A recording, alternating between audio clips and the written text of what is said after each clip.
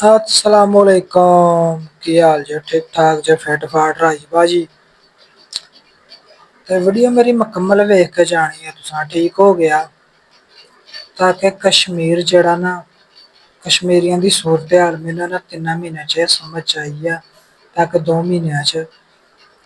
ताकि इन आज़ाद करना दूसरा खिता जड़ा इंडिया को कश्मीर आज़ाद होना ते एवं समझ इसराइल का आज़ाद हो जाना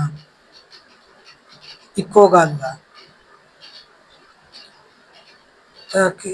ये सिस्टम मुकम्मल आज़ाद हो गए तो इसराइल नालों घट नहीं होने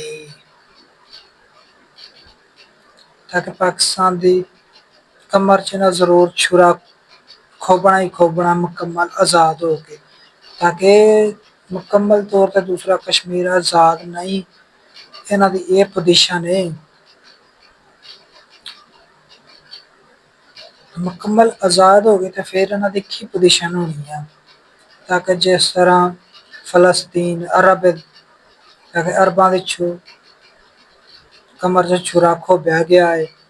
ताकि इसराइल लिया के वसाया गया है उत्थे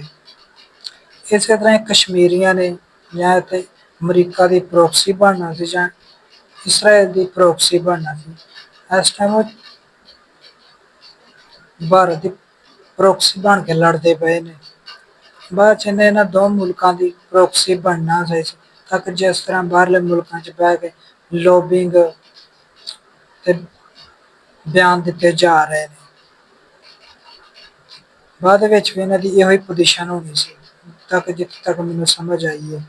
ताकि तुम अपनी राय का जरूर इजहार करना 1 मिनटा के विच।